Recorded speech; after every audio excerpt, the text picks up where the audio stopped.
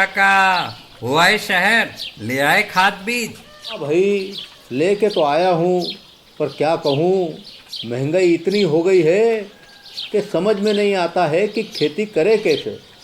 फसल भी अच्छी नहीं होती है, ये दवाइयाँ नहीं डालूँ तो कर्जा करके लाओ, कैसे भी लाओ, लाना तो पड़ेगा ही। और ये दवाई की दुकान का कर्जा तो ख़त्म होने का नाम नहीं लेता।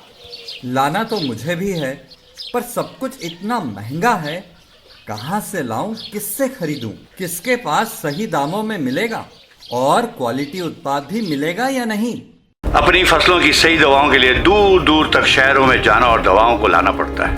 फसलों के लिए दवाएं सही है या नहीं, ये जानकारी भी नहीं होती। फसलों की कटाई पर सही दाम मिलेंगे या नहीं, इन तमाम मुश्किलों से दूर होने के लिए आइए खेती बाड़ी केंद्र। खेती बाड़ी केंद्र एक ऑनलाइन सेवा केंद्र है जिससे आप अपने मोबाइल के द्वारा जुड़ सकते हैं, जहां आपको अपनी खेती के लिए सही प्रकार की दवाएं मिलेंगी, वो भी होलसेल मूल्य पर।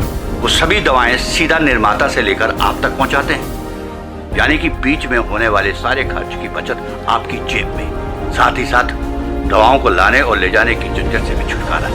अपनी मुश्किलों को दूर करने के लिए आप खेती बाड़ी केंद्र पर एक मिस कॉल करें। खेती बाड़ी केंद्र का किसान मित्र आपसे तुरंत संपर्क करेगा और आपको सभी जरूरी जानकारी देगा। खेती बाड़ी केंद्र की फ्रेंचाइजी लेकर खेती बाड़ी मित्र बनिए और किसानों की सेवा कर देश की तरक्की में भागीदार बने। आज ही संपर्क करें नीचे दिए गए नंबर पर और खेती बाड़ी केंद्र से जुड़े। ये है खेती बाड़ी केंद्र ऐप। अच्छा, किसानों की सरदारी, उन्नत खेती बाड़ी। खेती बाड़ी केंद्र, देश के अन्नदाता की दुकान।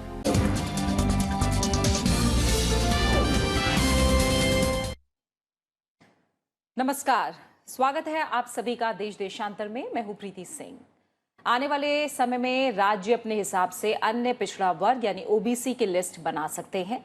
राज्यों को यह अधिकार देने के लिए संसद में एक संविधान संशोधन बिल पेश किया गया है और इसका नाम है संविधान 127वां संशोधन बिल 2021। इसे लोकसभा में सोमवार को पेश किया गया। इस बिल के जरिए राज्यों के उस अधिकार को बहाल करने की तैयारी है जिसके जरिए वो अपने स्तर पर ओबीसी जातियों की लिस्ट तैयार कर सकेंगे। लोकसभा में इस बिल को सामाजिक न्याय और अधिकारिता मंत्री वीरेंद्र कुमार ने पेश किया। केंद्रीय मंत्री ने कहा कि बिल के जरिए राज्यों और संघ शासित प्रदेशों को अधिकार देना है ताकि वो अपने स्तर पर सामाजिक और शैक्षणिक रूप से पिछड़े वर्ग यानी एससी-बीसी की लिस्ट बना सकें। इस दिशा में देश के संघीय ढांचे को बनाए रखने के लिए अनुच्छेद 342A में संशोधन करना होगा। इसी के साथ संविधान के अनुच्छेद 338B और 366 में संवैधानिक बदलाव करने की जरूरत होगी।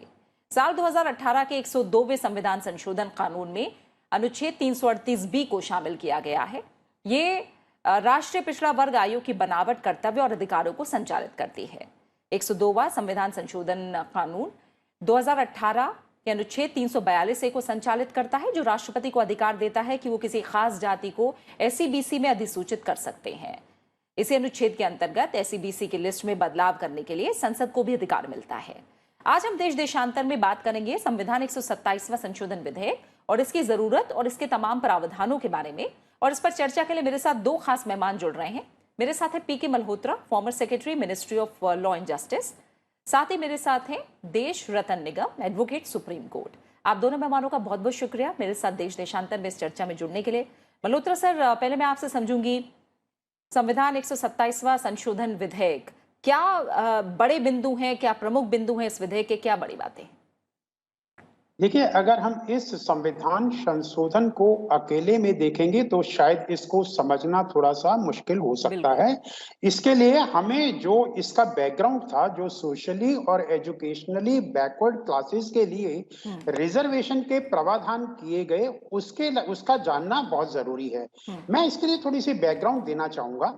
हमारा संविधान जो है, अगर हम संविधान की प्रस्तावना की बात करते हैं तो ये बात करता है justice, social, economic and political, और ये इस बात की भी बात करता है equality of status and opportunity. ये दोनों चीजें जो संविधान की प्रस्तावना में कही गई हैं, इसको इफेक्ट देने के लिए आर्टिकल 15, आर्टिकल 16 संविधान के बहुत महत्वपूर्ण हैं, जिसमें इक्वालिटी ऑफ अपॉर्चुनिटी की बात की गई है और प्रोहिबिशन और discrimination on the ground of religion, race, caste, को दूर करने की बात की गई है, लेकिन यह भी कहा गया है कि अगर सोशली और एजुकेशनली बैकवर्ड क्लासेस के लिए या SC ST के लिए कोई प्रावधान किए जाते हैं तो उसको आर्टिकल 15 का जो इक्वालिटी का प्रिंसिपल है, उसको डिस्क्रिमिनेशन का प्रिंसिपल है, उसको नहीं लागू माना जाएगा, क्योंकि ये एक एफर्मेटिव डिस्क्रिमिनेशन की बात करता है।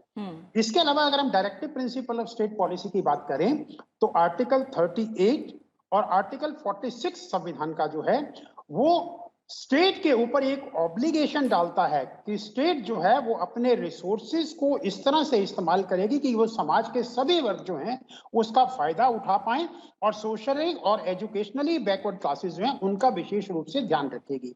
इसके लिए आर्टिकल 340 भी बहुत महत्वपूर्ण हो जाता है। हमारे संविधान में शेड्यूल कास्ट और शेड्यूल ट्राइब के लिए तो शुरू से प्रावधान किए गए, लेकिन आर्टिकल 340 में ये प्रावधान किया गया कि जो अदर बैकवर्ड क्लासेस हैं, सोशली और एजुकेशनली बैकवर्ड क्लासेस हैं, उनके लिए एक कमीशन बनाया जाएगा और वो कमीशन जो है उनके इंटरेस्ट कैसे प्रोटेक्ट किए जाएंगे इसके बारे में रिकमेंडेशन देगा।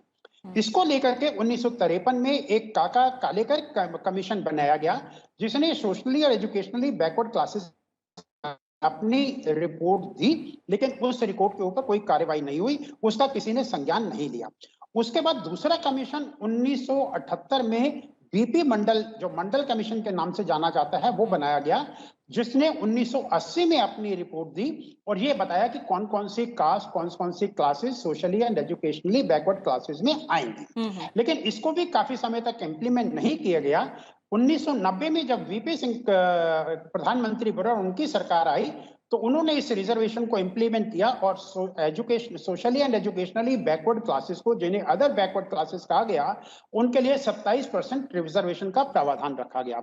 जैसा कि मैंने पहले कहा, ओरिजिनली शेड्यूल कास्ट और शेड्यूल ट्राइब के लिए तो प्रावधान संविधान में पहले से था, लेकिन ओबीसी के लिए इस सारे बैकग्राउंड के बीच में ये रिजर्वेशन आया। इस रिजर्वेशन को सुप्रीम कोर्ट में चैलेंज किया गया। सुप्रीम कोर्ट में 9 जजेस की संविधान पीठ ने इंदिरा साहनी के केस में इस जजमेंट को वाजिब ठहराया। उसमें क्रीमी लेयर की बात भी की गई। उसमें यह भी कहा गया कि क्रीमी लेयर को इससे बाहर निकालने की जरूरत है ताकि जो सोशली और एजुकेशनली बैकवर्ड लोग हैं उनको इस रिजर्वेशन का बेनिफिट मिल सके। इसके साथ साथ उन्होंने एक और रिकमेंडेशन दी कि socially and educational backward classes के लिए, अदर बैकवर्ड क्लासेस के लिए एक कमीशन की भी आवश्यकता है। तो कमीशन जो है वो 1993 के एक्ट से बनाया गया। जबकि शेड्यूल कास्ट और शेड्यूल ट्राइब के लिए कमीशन जो थे उनको संवैधानिक प्रावधान था। 1993 में जो पार्लियामेंट्री एक्ट से बनाया गया, एक डिमांड ऐसी आती रही कि अदर बैकवर्ड क्लासेस के लिए भी जो कमीशन बनाया गया है उसको भी संवैधानिक स्टेटस दिया जाए। वो दिया गया 2018 में जो अमेंडमेंट करके आर्टिकल 338 भी जो ऐड किया गया, उसके अंदर other backward classes, socially and educational backward classes के लिए कमीशन बनाया गया। जब ये 2102वां संविधान संशोधन, जिसका आपने भी जिक्र किया, जब इसको इंप्लीमेंट किया गया तो अपोजिशन की ओर से ये कहा गया कि हमारा एक संघीय ढांचा है। संघीय ढांचे में जैसे SC ST को अपनी स्टेट के लिए अपनी कास्ट को डिसाइड करने का अधिकार है, अदर बैकवर्ड क्लासेस के लिए भी अधिकार होना चाहिए। लेकिन सरकार की ओर से ये कहा गया कि जो प्रेसिडेंशियल ऑर्डर और नोटिफिकेशन इशू किया जाएगा और जब वो किसी स्टेट के बारे में किया जाएगा तो वो गवर्नर की कंसल्टेशन से किया जाएगा। और 1993 का जो एक्ट है उसमें भी स्टेट को इस तरह का अधिकार है, तो स्टेट इसको कर सकती हैं। इसलिए उस समय ये संविधान में नहीं माना गया। लेकिन 2018 के बाद जो कई डिस्क्रिपेंसी सामने आई तो सरकार अभी ये उसको अमेंडमेंट को लेकर के आई है, एक नया संविधान संशोधन लेके आई है जो 2018 में संसद संशोधन किया गया, जिसमें प्रेसिडेंट को पावर दी गई थी कि वो अदर बैकवर्ड क्लासेस को डिसाइड कर सकता है और स्टेट के बारे में in consultation with the governor कर सकता है। अब वही पावर स्टेट को भी दी गई है कि स्टेट अपनी स्टेट के लिए अदर बैकवर्ड क्लासेस को डिसाइड कर सकता है, जो उस स्टेट के वैलिड होगी और जो प्रेसिडेंशियल ऑर्डर से होगी वो केंद्रीय सरकार के लिए होंगी। इस क्लैरिफिकेशन की जरूरत इसलिए पड़ी कि क्योंकि बहुत सारा इस तरह के विचार आ रहे थे कि ये संघीय ढांचे को कहीं ना कहीं अफेक्ट कर रहा है, क्योंकि जो ओबीसी की कैटेगरी है उसको डिक्लेयर करने की पावर केवल राष्ट्रपति के पास है। और उस क्लैरिफिकेशन जो है, सरकार ने ये बिल इंट्रोड्यूस करते हुए जब बिल इंट्रोड्यूस किया तो उसमें statement of objects and reason दिया, और मैं उसके डिटेल में नहीं जाना चाहूंगा। उन्होंने ये भी कहा कि संघीय ढांचे को ध्यान में रखते हुए ये क्लैरिफिकेशन देना जरूरी है कि स्टेट के पास जो ओबीसी डिक्लेयर करने का अधिकार है वो उनके पास है, ताकि किसी तरह की कोई कंफ्यूजन ना हो, दुविधा ना हो। उस दुविधा को दूर करने के लिए, उस कंफ्यूजन को दूर करने के लिए ये संविधान में संशोधन लाया जा रहा है। तो ठीक। अभी ओबीसी की कैटेगरी में स्टेट के लिए वो सब कैटेगरी आएंगी जिसको राज्य सरकारें अपने कानून द्वारा करेंगी, और केंद्र के पर्पसेस के लिए वो सारी ओबीसी की कैटेगरी आएंगी जिसको प्रेसिडेंशियल ऑर्डर के थ्रू केंद्रीय सरकार जो है वो लागू करेगी। बिल्कुल। देशरत्न सर, अभी हमें पीके मल्होत्रा सर ने बहुत विस्तार से इसकी पृष्ठभूमि के बारे में बताया है, और उन्होंने बताया कि किस तरह से एसटी और एससी के प्रावधान पहले से मौजूद रहे हैं, लेकिन ओबीसी के लिए ऐसा नहीं रहा। थोड़ी सी मैं चाहूंगी एक प्रतिक्रिया आपकी भी मैं पृष्ठभूमि को लेकर ले लूं। जो सुप्रीम कोर्ट का फैसला आया उसमें जो तमाम बातें कही गई, उसके बाद इस संशोधन विधेयक को लाने की जरूरत पड़ी है। थोड़ा सा आप जो सुप्रीम कोर्ट के लेकर पृष्ठभूमि रही है उसके बारे में थोड़ा विस्तार से बताएं। देखिए, अगर थोड़ी सी पृष्ठभूमि में और जाऊं जी, तो हमारे यहाँ जो रिजर्वेशन का कंसेप्ट है 1933 में कम्युनल अवार्ड से शुरू हुआ, जहाँ पे सेपरेट इलेक्टोरेट जो वोटिंग राइट समूहों को दिए गए रिलीजन के बेसिस पे। उसके बाद पूना पैक्ट हुआ, Poona pact single Hindu electorate हुआ। उसके अलावा और भी प्रोविजंस विद रिजर्वेशन आए वहाँ पर। इंडिपेंडेंस के बाद इनिशियली तो जैसा मल्होत्रा जी ने भी बताया, शेड्यूल कास्ट और शेड्यूल ट्राइब के लिए रहा, लेकिन 1991 में मंडल कमीशन के बनने के बाद उनकी रिकमेंडेशन के बेसिस पर ये socially and economically backward classes के लिए एज ओबीसी, जिसे हम ओबीसी बुलाते हैं, उनके लिए रिजर्वेशन हुआ, और 27% का वहाँ पर उन्होंने एक सीलिंग और लिमिट डाली उनके लिए, और बोला 50% से टोटल रिजर्वेशन 50% से ऊपर नहीं जाएगा। इसके मद्देनजर अगर आप ये भी ध्यान रखें कि 10% इकोनॉमिकली बैकवर्ड क्लासेस के लिए जो ओवर एंड अबव है 50% के, वो भी रखा गया, और वो भी लोगों को मिल रहा है। जो बाकी जो 50% आते हैं जो रिजर्वेशन में कहीं नहीं आते, उनका एजुकेशनली बैकवर्ड के उसमें, इकोनॉमिकली बैकवर्ड के उसमें उनको रखा गया। दूसरा, अभी ये जो आया अमेंडमेंट 122वां जो अमेंडमेंट है, वो आया है जो स्टेट ऑफ महाराष्ट्र ने मराठा रिजर्वेशन किया था, उसके तहत वो कोर्ट में गए थे, लेकिन उन्होंने कोर्ट ने बर्खास्त कर दिया, ये कहते हुए ये पावर रिजर्वेशन का जो ओबीसी के तहत है वो सेंट्रल गवर्नमेंट के पास है। तो सेंट्रल गवर्नमेंट को ये अमेंडमेंट लाना पड़ा, और जैसा संघीय ढांचा है, जैसा आपको अभी बताया गया, फेडरल स्ट्रक्चर है, उसमें ये रीजनल पार्टीज की भी मांग रही है कि ये पावर उनके पास होना चाहिए, क्योंकि वो एकदम जमीनी हालात से स्टेट एकदम टच में रहते हैं, और वो फौरन इस बात को बता भी सकते हैं क्या है क्या नहीं। पहले क्या था कि वो national commission for backward classes है, उसमें जाएगा, फिर वो अप्रूव करेंगे, उसके बाद प्रेसिडेंशियल नोटिफिकेशन होगा। तो यहाँ पर सीधे के सीधे वो फैसला ले सकते हैं और अपनी लिस्ट बना सकते हैं, और इसके अलावा एक सेंट्रल लिस्ट अलग बनेगी, वो जो है एग्जिस्ट करती है वो अलग रहेगी, स्टेट के पास अपनी भी लिस्ट रहेगी। तो ये दोनों लिस्टें रहेंगी, और मैं समझता हूँ कि ये हमारे संघीय ढांचे के लिए अच्छा है। और दूसरा, जो क्षेत्रीय आपकी दल है उनका दायित्व बढ़ जाता है इसके आने से, क्योंकि वो इसके लिए अब जिम्मेदारी उनकी होगी कि किसको लाना है किसको नहीं लाना है। तो इसका उनको देखना पड़ेगा कि ये जो उनको नया नया पावर हाथ में मिला है उसका सदुपयोग हो और दुरुपयोग ना हो। तो इस पृष्ठभूमि में मैं समझता हूँ ये अमेंडमेंट बहुत ही अच्छा है। और दूसरा जो एम्पावरमेंट है, जो दायित्व की बात है राज्य सरकारों की, उनको भी इसका वो मिलेगा, फायदा मिलेगा, और उसका उनको निर्वाह करना पड़ेगा पूरी जिम्मेदारी के साथ। ठीक है मल्होत्रा सर, जिम्मेदारी भी जाहिर तौर पर राज्यों की बढ़ेगी जब ये अधिकार मिलेगा उसके बाद, जैसे देशरत्न सर ने अभी भी कहा। तो क्या आप मानते हैं कि सामाजिक न्याय का दरवाजा इस विधेयक के पास होने के बाद सभी जातियों के लिए खुलेगा, या कुछ कंसर्न भी हैं जो रहेंगे? प्रीति जी, देखिए, जहां तक socially and educational backward classes के लिए रिजर्वेशन की बात है, चाहे वो जॉब हो या एजुकेशनल इंस्टीट्यूशन हो, अभी आपको याद होगा केंद्रीय सरकार ने एक और स्टेप लिया था जिसमें नीट एग्जामिनेशन के लिए, नीट का एग्जामिनेशन NEET जो कि नेशनल एंट्रेंस एग्जाम होता है मेडिकल कॉलेजेस के लिए, पोस्ट ग्रेजुएट कोर्सेज के लिए, डेंटल कॉलेजेस के लिए या दूसरे मेडिकल कॉलेजेस के लिए, उसमें भी रिजर्वेशन का प्रावधान सेंट्रल गवर्नमेंट ने किया है। तो ये जो ऑब्लिगेशन है, चाहे वो आर्टिकल 38 में हो, जैसा कि मैंने कहा कि state shall secure social order for promotion and welfare of the people, या promotion of educationally and economic interest of the scheduled caste, scheduled tribe and other backward classes, ये ऑब्लिगेशन केवल केंद्रीय सरकार का नहीं है, ये राज्य सरकारों का भी ये ऑब्लिगेशन बनता है संविधान के हिसाब से। Directive principle of state policy को लागू करना जो है, जो नीति निर्देशक तत्व स्टेट के लिए लागू किए गए हैं संविधान में, उसका ऑब्लिगेशन ना केवल केंद्रीय सरकार का है, वो राज्य सरकारों का भी है। और उसी चीज को ध्यान में रखते हुए मैं समझता हूं ये जो अमेंडमेंट लाया गया है आज, जो जिस पे डिस्कशन भी चल रहा है, और उम्मीद है कि आज वो लोकसभा में पास हो जाएगा, उसके बाद राज्यसभा में जाएगा और वहां से भी पास हो जाएगा, ऐसा मेरा मानना है, क्योंकि सभी पॉलिटिकल पार्टीज इसके फेवर में है, कोई भी इसके अगेंस्ट में नहीं है। और जैसा कि मैंने पहले भी कहा, जब 102वां संशोधन जो पास किया गया था सरकार के द्वारा पार्लियामेंट में, उस समय भी इस बात को उठाया गया था कि शायद ये दुविधा रहेगी, लेकिन सरकार का उस समय मानना ऐसा था कि 1993 का जो एक्ट है, जिसमें अदर बैकवर्ड क्लासेस के लिए रिजर्वेशन की बात की गई और कमीशन बनाया गया है, उसको देखते हुए ये प्रथा लागू रहेगी। लेकिन क्योंकि बाद में जिस तरह की इंटरप्रिटेशन आई, उसको लेके एक क्लैरिटी की जरूरत थी, उस क्लैरिटी के लिए इसको लाया गया।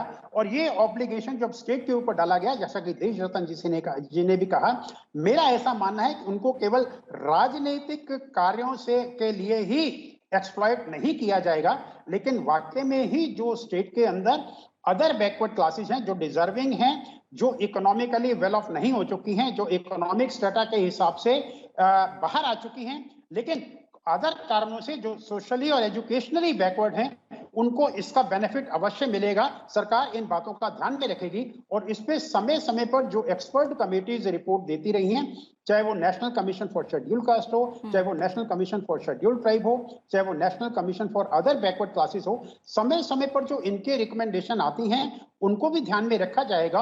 और मेरा ऐसा मानना है कि अगर स्टेट अपनी इस पावर को एक्सरसाइज करते हुए, जो national commission for other backward classes है, जो एक कॉन्स्टिट्यूशनल बॉडी है, जब जब इस तरह की रिकमेंडेशन वो बॉडी देती है, अगर उसको ध्यान में रख के अपना कार्य करेंगी, तो मैं समझता हूं इस पावर को अच्छी तरह से एक्सरसाइज किया जा सकेगा। और हमारा जो कॉन्स्टिट्यूशनल गोल है कि अदर बैकवर्ड क्लासेस का अपलिफ्टमेंट होना चाहिए, हम उसको पूरा करने में सक्षम होंगे। मैं आपका ध्यान इस तरफ एक और एग्जाम्पल भी देना चाहूंगा। 1914 में सरकार एक कानून लेकर आई थी, जो उन्होंने कुछ राज्यों के अंदर जाटों के लिए रिजर्वेशन किया गया, जाट कैटेगरी के लिए रिजर्वेशन किया गया। लेकिन जब उसको सुप्रीम कोर्ट में चैलेंज किया गया, उसका ग्राउंड ही यही था कि national commission for other backward classes वो जाट कम्युनिटी के लिए रिजर्वेशन के फेवर में नहीं है, और उसके लिए उन्होंने तथ्य दिए हैं और डेटा दिया है। अगर एक एक्सपर्ट बॉडी अगर इस तरह के रिकमेंडेशन देती है, तो हालांकि केंद्रीय सरकार के पास वो पावर है ओबीसी डिक्लेयर करने की, लेकिन आर्बिट्रेरली उस पावर को एक्सरसाइज नहीं किया जा सकता। तो उस रिजर्वेशन को सुप्रीम कोर्ट ने स्टक डाउन कर दिया था। तो अगर कोई भी स्टेट एजेंसी अपनी इस पावर को कॉन्स्टिट्यूशनल गोल के हिसाब से और एक्सपर्ट बॉडीज की रिकमेंडेशन के हिसाब से यूज नहीं करेगी, तो judiciary will definitely step in, और जुडिशरी अपना काम करेगी और ये देखेगी कि ये पावर का यूज जो है वो केवल कॉन्स्टिट्यूशनल प्रोविजन के अनुसार socially and educational backward classes के वेलफेयर के लिए हो, ना कि पॉलिटिकल इंटरेस्ट के लिए। ठीक है। देशरतन सर, विधेयक को जब हम देख रहे हैं तो इसमें अनुच्छेद 342 ए का जो खंड 1 और 2 है, इसमें संशोधन होगा, नया खंड 3 भी जुड़ेगा, अनुच्छेद 366, 26C और 338B 9 में भी संशोधन होगा। क्या ये अलग अलग खंडों में कोई ऐसी अहम बात है जो फिलहाल हमें समझना जरूरी है? और दूसरी बात यह है कि क्या, जैसा आप कह रहे हैं, राज्यों की रिस्पॉन्सिबिलिटी भी बढ़ेगी, लेकिन एक जो शंका कहीं ना कहीं रही है कि क्या इसके बाद केंद्र सरकार पर जो आरक्षण की 50% की सीमा है उसको खत्म करने का दबाव भी बढ़ेगा? देखिए, एक तरीके से वो सीमा तो लांघ ली गई है जब आप 10% आपने इकोनॉमिकली बैकवर्ड क्लासेस को आपने रिजर्वेशन दे दिया, तो वो सीमा तो वैसे भी लांघ चुकी है, क्योंकि वो बहुत समय से लोगों की डिमांड थी।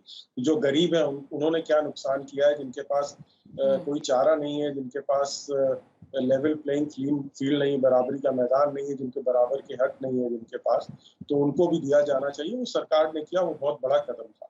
और दूसरा जो आर्टिकल आपने बताया 342 जी, हाँ 342A3 जुड़ेगा, वो जरूरी है। और इसके अलावा जो आपके 366 और 338 में है वो कॉन्सिक्वेंशियल है। अच्छा। वो उनको करना जरूरी है, क्योंकि वो ये होगा तो उनमें भी बदलाव लाने जरूरी है।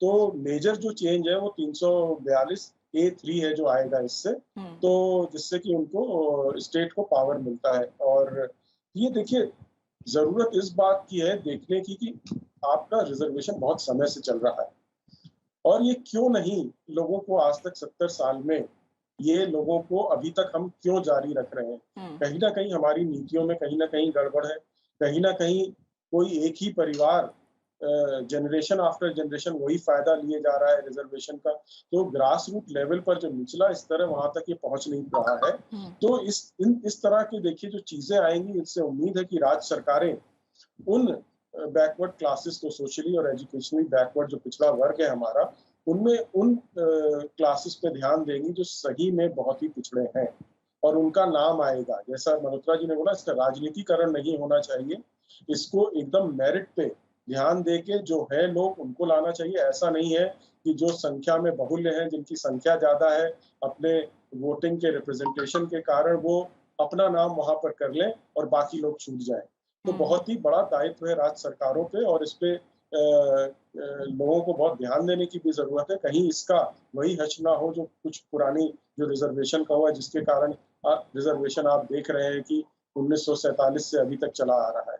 तो ये बहुत ही गंभीर बात है और ये जो अमेंडमेंट्स है, सुप्रीम कोर्ट भी इस पर नजर रखेगा। कहीं कोई गलती होती है किसी से तो कोर्ट में जा सकता है, हाई कोर्ट भी जा सकता है, सुप्रीम कोर्ट भी जा सकता है।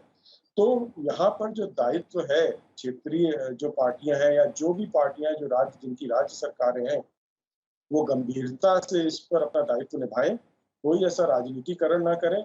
क्योंकि देखिए हमारे संघीय ढांचे में राज्य ही मिलके सारे राष्ट्र बना रहे हैं। राष्ट्र तो है ही अपनी जगह पर, उसकी जो छोटे छोटे यूनिट्स हैं हमारे राज्य, इनका दायित्व बढ़ जाता है। कहीं एक भी जगह अगर कुछ गड़बड़ होती है तो वो इलाका पिछड़ा रह जाता है। तो हमें हर तरीके से इस बात पे ध्यान देना है और हमारा जो अपोजिशन है, विपक्ष है, उसको भी इस बात पे ध्यान देना है। देखिए आज विपक्ष साथ दे रहा है, जो न्यूज है, जो खबरें हैं, उसके हिसाब से कि विपक्ष इस पे एक साथ मत करेगा, क्योंकि ये संवैधानिक संशोधन है, 2/3 बहुमत चाहिए, मेजोरिटी चाहिए और उसमें भी 2/3 बहुमत चाहिए जो लोग वहां पर होंगे।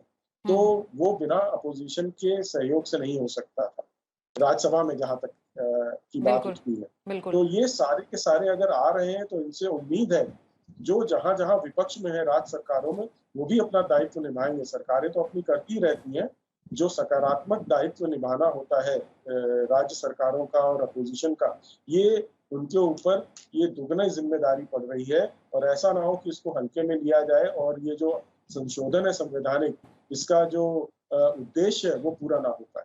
बिल्कुल, सभी दल इस पर एक राय रख रहे हैं। और इसके दूरगामी असर की बात करें तो हम जानते हैं कि महाराष्ट्र, हरियाणा, उत्तर प्रदेश, कर्नाटक, तमाम ऐसे राज्य हैं जिन पर इसका बड़ा असर होगा, क्योंकि यहाँ लंबे समय से आरक्षण की मांग तमाम जातियां जो हैं वो कर रही हैं ओबीसी के दायरे में। जो बार बार चिंताएं अभी देश रतन सर जता रहे हैं, आपको लग रहा है क्या एक केंद्रीय निगरानी जैसी व्यवस्था की भी जरूरत है क्या, अगर हम इसके दूरगामी असर को समझें तो? इससे पहले कि मैं आपने जो प्रश्न अभी उठाया, बहुत महत्वपूर्ण प्रश्न है, मैं उस पर आऊं। मैं ये बताना चाहूंगा कि जैसा देश रतन जी ने भी कहा, अगर हम संवैधानिक संशोधन जो लेके आया गया उसकी बात करें तो जैसा देश रतन जी ने भी कहा, 342A का जो खंड 3 आर्टिकल सबसेक्शन 3 उसमें जो ऐड किया जा रहा है, मेन प्रावधान वही है, क्योंकि उसके अंदर स्टेट और यूनियन टेरिटरीज को ये अधिकार दिया जा रहा है कि वो अपनी लिस्ट बना पाएंगे एक कानून बना करके। सो ये मेन प्रोविजन है। और उसको इफेक्ट देने के लिए जो 366 का क्लॉज 26A(c) है, उसमें ओबीसी की डेफिनेशन के जो है उसको चेंज किया गया है। और दूसरा प्रावधान भी जो है वो जो कमीशन को पावर दी गई है वो एक्सप्लेन की गई है। दूसरी बात, आपने 50% कोटा की ब्रीच करने वाली बात कही थी। मैं एक चीज क्लियर करने चाहूंगा, 50% का कोटा जो फिक्स किया गया है वो ना तो इसका प्रावधान कोई संविधान के अंदर है, ना ही कोई जो पार्लियामेंट द्वारा कानून बनाया गया है उसके अंदर है। ये 50% कोटा का जो लिमिट रखी गई है, ये इंदिरा साहनी के केस में सुप्रीम कोर्ट के द्वारा रखी गई है। और उन्होंने भी 50% को सैक्रोसेंट नहीं माना है। उन्होंने तो ये कहा है कि अगर हम राइट टू इक्वलिटी की बात करते हैं तो रीजनेबल लिमिट जो है वो 50% की है, इसको भी ब्रीच किया जा सकता है अगर उसके कारण रिकॉर्ड पर लाए जाते हैं, कानून में लाए जाते हैं कि किन कारणों से इनको ब्रीच किया जा रहा है। और जैसा कि अभी हृदय रतन जी ने बताया कि economically weaker section of society के लिए 10% का रिजर्वेशन ऑलरेडी सरकार ने किया है। तो और ऑलरेडी तमिलनाडु के अंदर 50% वाली जो लिमिट है उसको ब्रीच किया जा चुका है।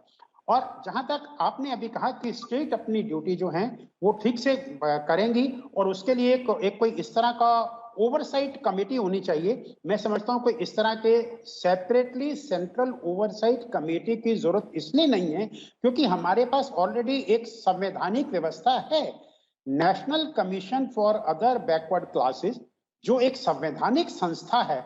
वो संस्था इस कार्य को ऑलरेडी कर रही है और ऐसी उम्मीद की जाती है कि सभी राज्य सरकारें इस तरह का कोई भी कानून बनाने से पहले जो national commission for other backward classes है उसको कंसल्ट करेंगी और वो जो रिकमेंडेशन देंगे उनको उसका संज्ञान लेने के बाद ही कोई कानून बनाएंगी। अगर ये व्यवस्था को ठीक से लागू किया जाता है तो जिस तरह की एप्रीहेंशन हम एक्सपेक्ट कर रहे हैं वो एप्रीहेंशन हमारे सामने नहीं आएंगे और इस कानून का इम्प्लीमेंटेशन एक अच्छे तरीके से हो पाएगा।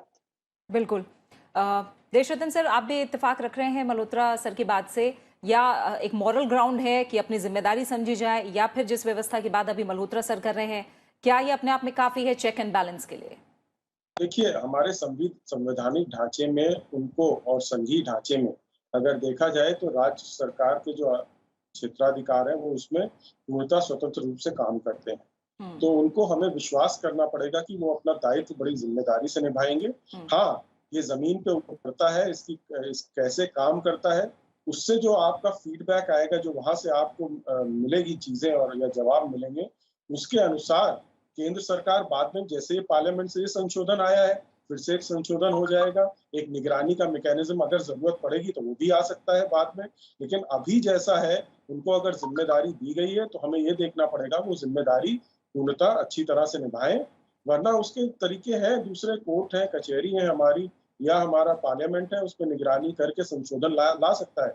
लेकिन अभी मैं नहीं समझता हूँ कि उन पर निगरानी रखने की जरूरत है। हमें देखना पड़ेगा कि वो कैसा कार्य करते हैं, जो नया पावर उनको मिला है उसके तहत वो किस तरह का कार्य करेंगे, कैसे अपने दायित्व का निर्वाह करेंगे, तो वहां से बहुत सारे हमें जवाब मिलेंगे। लेकिन अभी ये कहना कि उनके ऊपर निगरानी रखने की जरूरत है, मैं नहीं समझता हूँ कि ऐसी कोई जरूरत है। बिल्कुल। जी Malhotra sir. Preeti ji, to supplement what Deshratan ji has said, अगर हम बात करें, अभी हम बात कर रहे हैं केवल national commission for other backward classes और अदर बैकवर्ड क्लासेस के लिए जो राज्य को कानून बनाने का अधिकार दिया उसके बारे में जी। इस तरह की पावर शेड्यूल कास्ट और शेड्यूल ट्राइब के लिए स्टेट गवर्नमेंट्स ऑलरेडी एक्सरसाइज कर रही हैं। तो ऐसा नहीं है कि ये पावर ऑलरेडी स्टेट्स के पास नहीं है, शेड्यूल कास्ट और शेड्यूल ट्राइब के लिए ऑलरेडी है। लेकिन जब अदर बैकवर्ड क्लासेस के लिए ये प्रावधान 102वें संविधान संशोधन में किया गया तो क्योंकि स्टेट को पावर नहीं दी गई थी, वही पावर अब जो है इस नए संविधान संशोधन के द्वारा दी जा रही है। तो जिस तरह का मैकेनिज्म स्टेट गवर्नमेंट ने शेड्यूल कास्ट और शेड्यूल ट्राइब की रिजर्वेशन के लिए इवॉल्व किया है, अगर उसी तरह का mechanism state government other backward classes को भी बेनिफिट देने के लिए करेंगे तो मैं नहीं समझता कि एक जो आप ओवरसाइट कमेटी की बात कर रही हैं, ये एक बात कर रहे हैं, उसकी आवश्यकता पड़ेगी।